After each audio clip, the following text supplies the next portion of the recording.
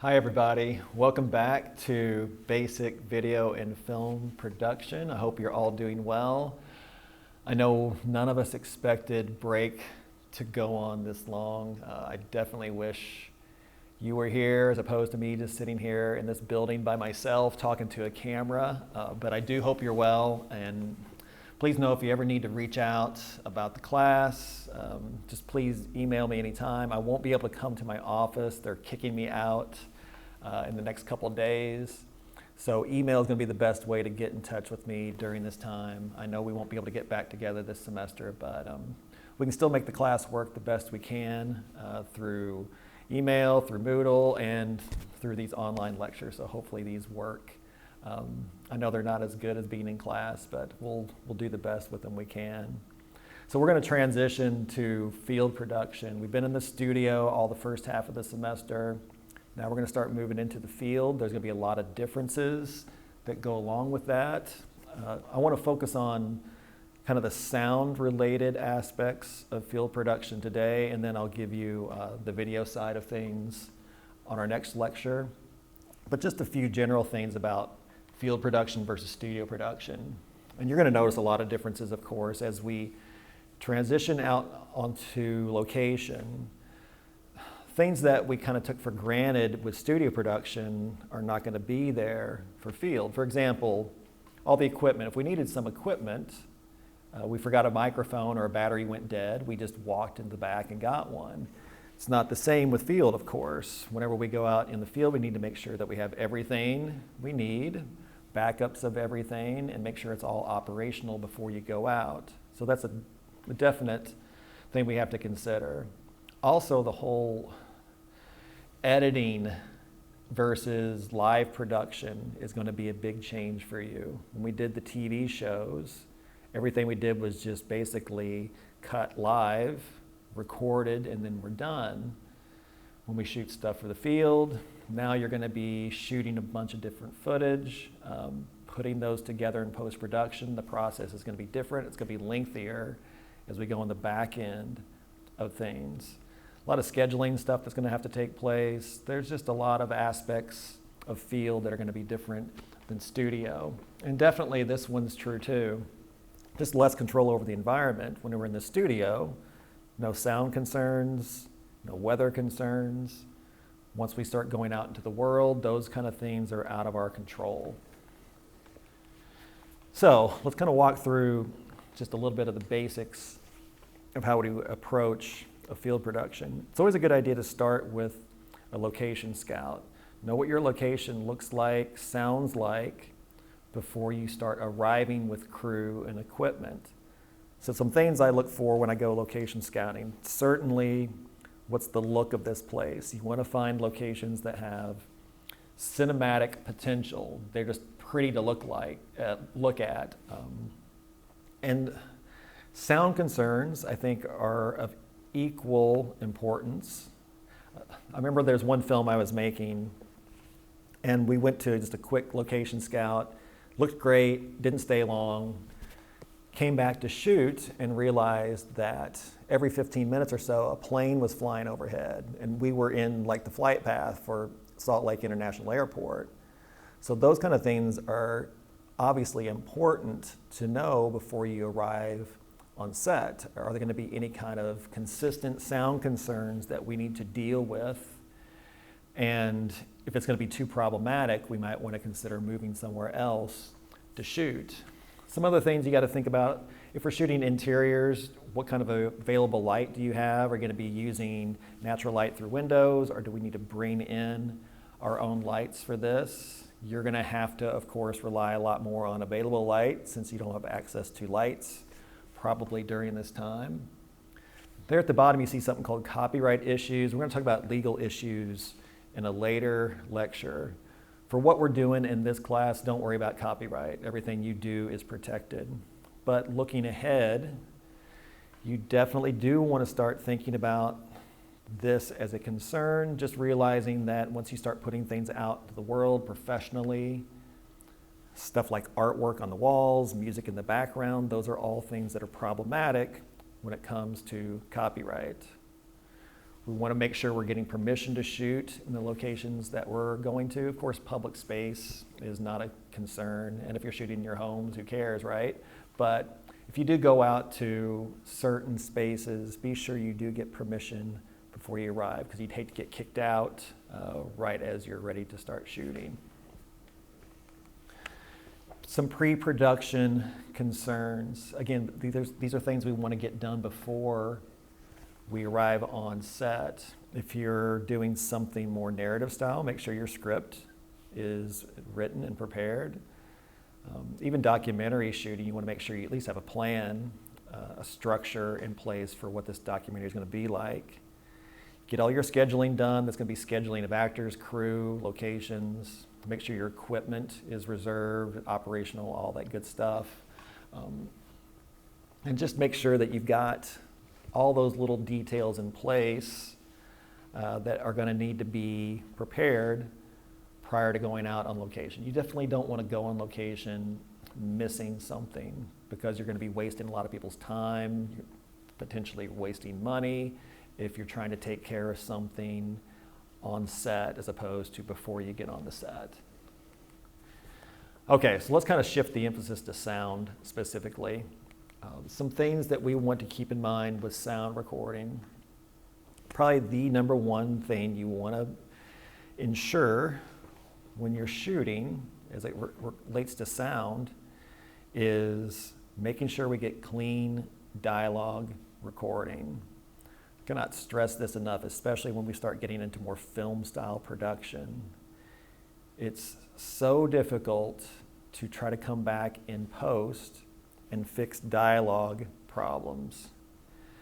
Things like microphones being in the wrong place, background noise, just recording in the wrong format, whatever it might be.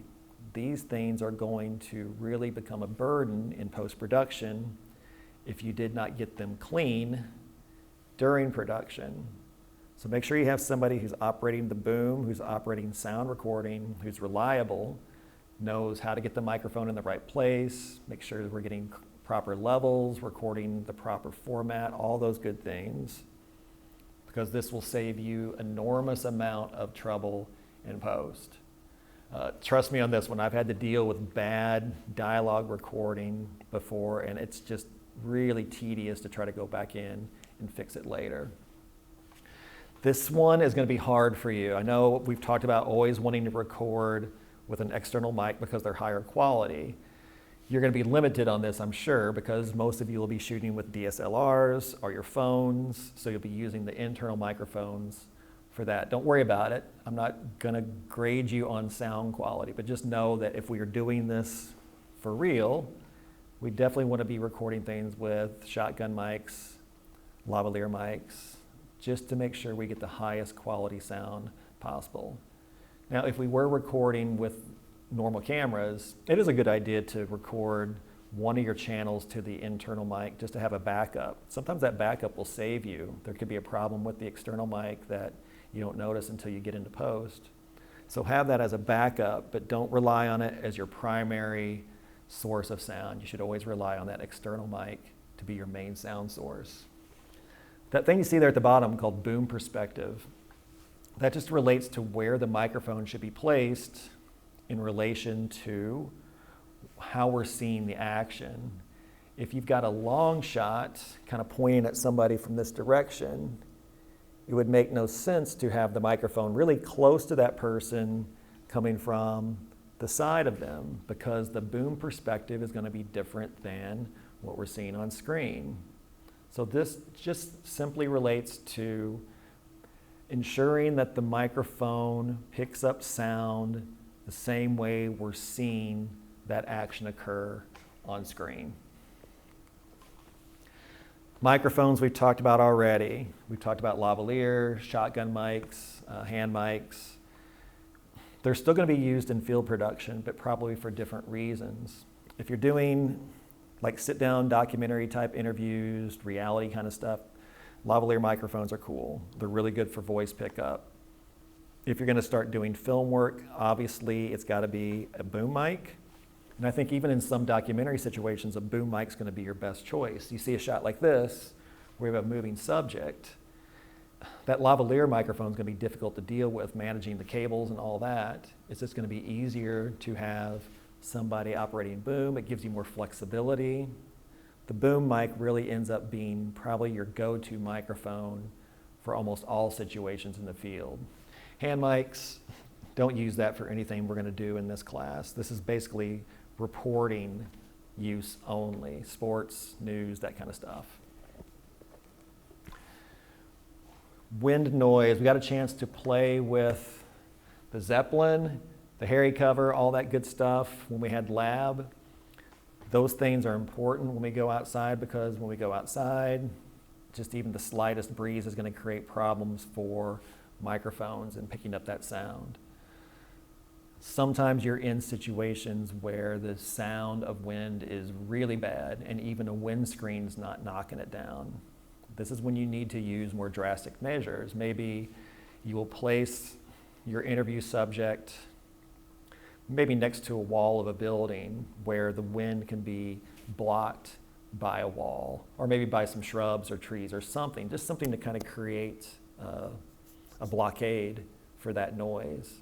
I've been on locations sometimes where we were out in the middle of salt flats, things like that, where there's no cover. And there's a lot of wind out there as well. So those kind of situations, what we would do is maybe get some big foam board or something to create what's called a wind dam, just to kind of create this little tunnel of silence around the person. Of course, we're right off screen, so you can't see us. But that could be helpful too. You just got to find some way to mitigate that sound of the noise to make sure it's not going to be problematic, so we have clean location recording. Background noise in general, we can control a lot of this just by the locations that we choose. Going on the streets of Tokyo, for example, not ideal if you want to control sound. Don't think, though, that you have to eliminate all sound when you're recording in the field. It's natural to have some background ambience. What we want to do is make sure that that sound is not going to be overwhelming the people who are talking. So it's okay if it's a little bit in the background, but once it becomes problematic or distracting to the person who's talking that we're trying to record, that's when we have to ask ourselves, okay, do we need to wait it out, or do we need to move to a new place that's going to be more quiet? But keep an eye on this. I've screwed this up many times. There was one documentary I was working on, and I placed a guy right next to this really cool brick wall, and I thought it looked great, and it did look good. It was a great visual location, but I wasn't even thinking about sound. And right next to him was an air conditioning unit, and that thing would kick on, every couple minutes, just creating this clatter in the background that made that interview really difficult to work with. So think about how that noise is going to be impacting your interview. This is going to be even possibly problematic for you. Let's say you're going to be shooting a documentary in your house, and maybe you're going to interview your little brother or something like that. So you decide to interview your brother in the kitchen. Well, even things like the refrigerator kicking off and on, an air conditioner kicking off and on, dogs barking in the background, somebody playing music in another room, all those things can be really tricky. Music's a bad problem, not just for copyright issues, but think about this situation. You're recording somebody doing an interview, and you're stopping and starting that questioning, but this music's continuously going in the background. So that's always going to be getting cut up. Every time you cut, we're going to go to another part of the song. It's just a mess. So whenever you do record interviews, just make that background as clean and as consistent. Probably consistency is even more important. Make sure it's consistent and not changing. Room tone. Okay, this is maybe a term you have not heard before, so let's talk about what this means. Okay, let's say we're going to shoot some location footage. We're going to bring this footage back into the editing room.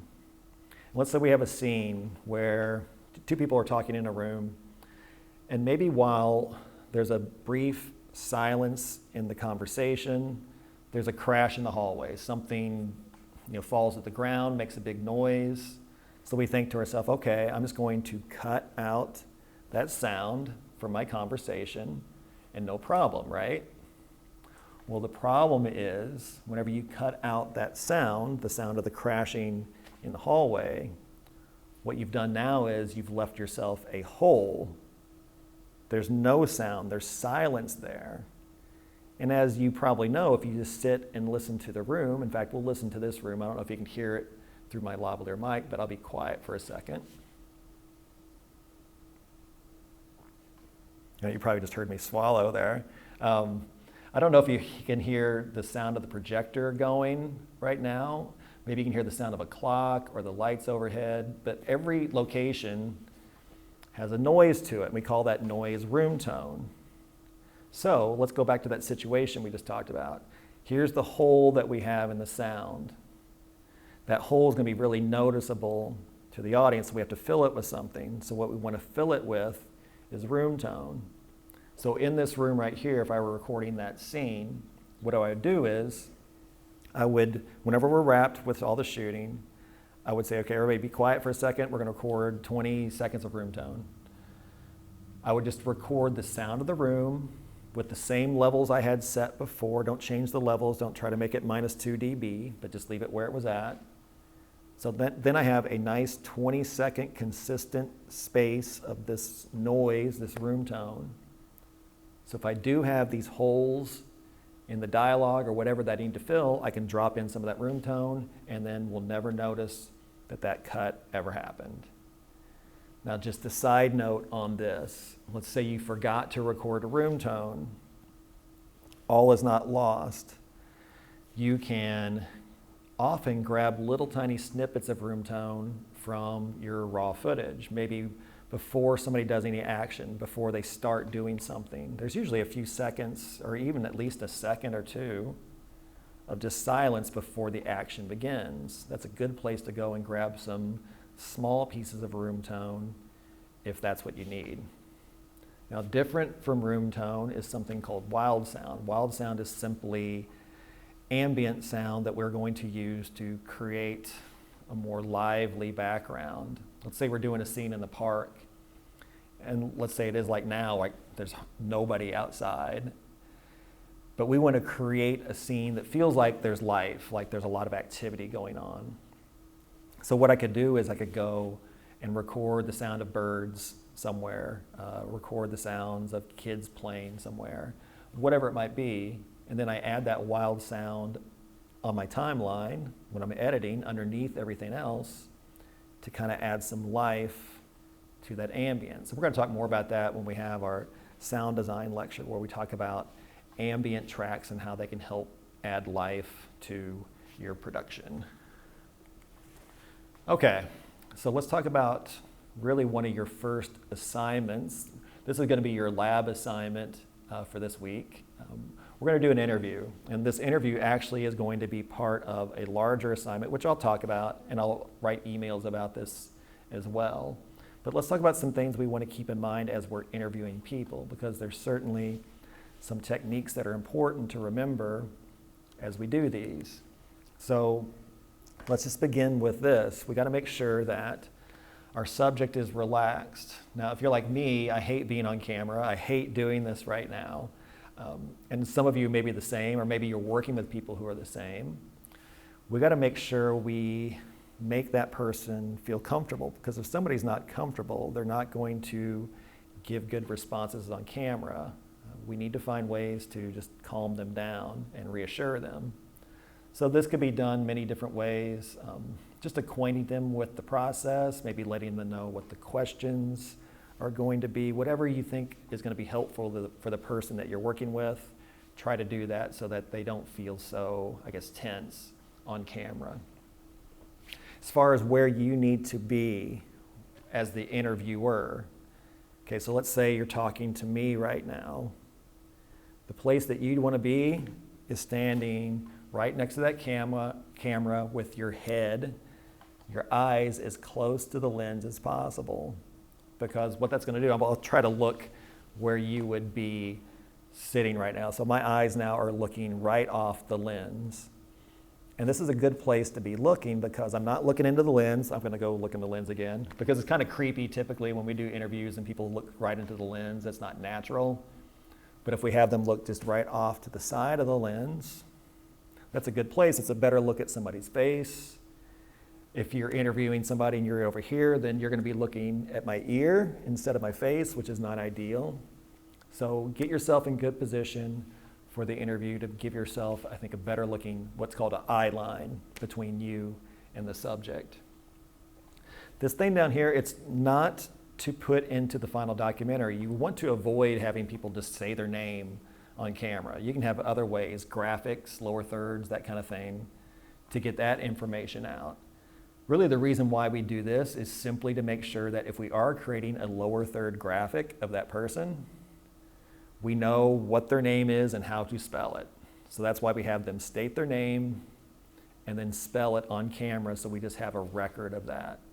But please don't use that in any edited final version because that's typically information that's kind of not important. Okay, unless you're interviewing Jimmy, be respectful. But Jimmy, just do whatever you want, let him have it. But in general, we would definitely want to be kind to the person that we're interviewing, making sure that they have everything they need. I've even been on sets where the people who were doing the interview didn't even know the person's name that they were interviewing, which is terrible. Be sure you treat that person with respect because they're giving of their time to do this interview. So know their name, treat them well. And if you do have to come back and interview them again for some reason, they're going to be much more likely to want to do it again. Sorry about that crack, Jimmy. Okay, sound bites. You've probably heard this term before. Sound bites just simply refers to short snippets of sound from interviews that are pretty easy to edit into a final project. Whenever we have this long, rambling response, kind of like what I'm doing right now, it's hard to cut into it and extract the information that we need. If we ask somebody a question and it's 2 minutes of this kind of winding road, it's hard to find maybe a place to cut inside of that. So we try to encourage our subjects to give shorter, more concise statements that quickly get to the point of what we're trying to accomplish with this question. If you have people who consistently ramble, you can encourage them to maybe shorten it. And it's okay to ask somebody a question again, to say, yeah, it was a great response, but do you mind saying that just a little bit more concisely? And most people are going to be fine with that. So we're trying to get sound bites, we're trying to get more manageable pieces of dialogue to work with. And again, no worries on the repeating stuff.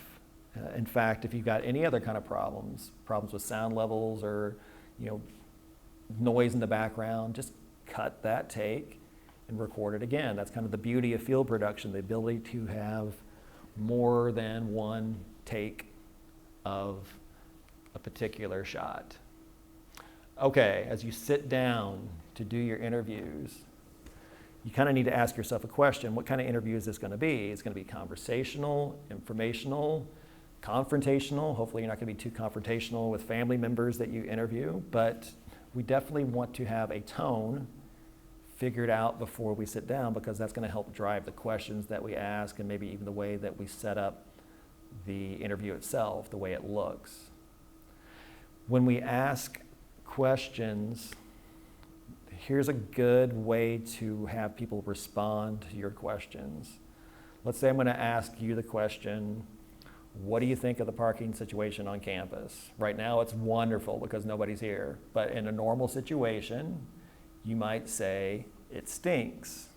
Okay, so let's say I take that and I'm going to edit it into my project, and I have this quick little soundbite of you saying, it stinks, which really means nothing because there's no context to it.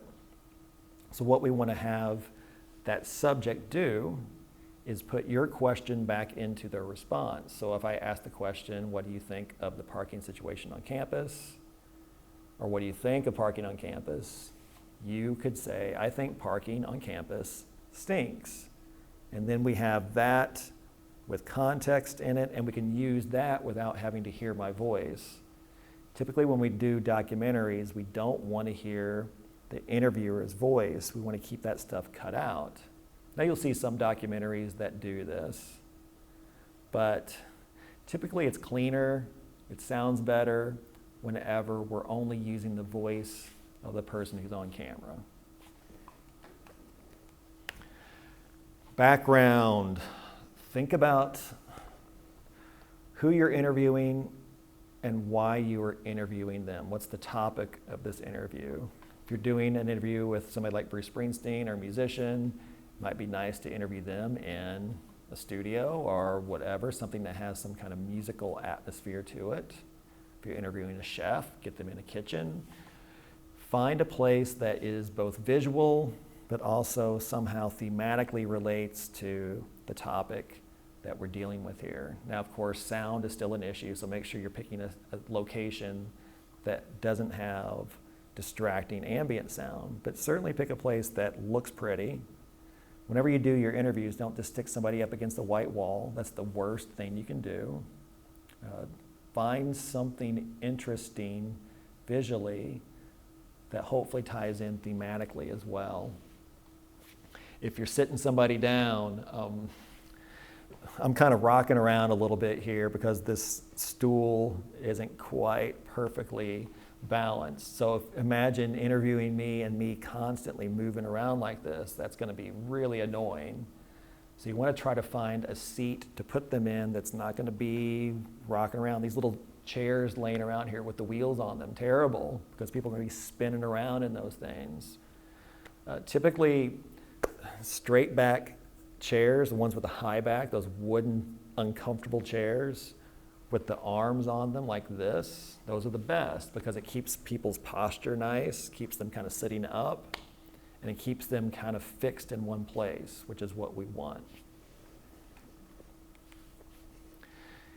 When we shoot these interviews, try to get more than just one angle. Now, you might be limited with just one camera, which is fine, but let's say you're shooting an interview of me talking here, and maybe you're going to go through 5, 6, whatever questions with me.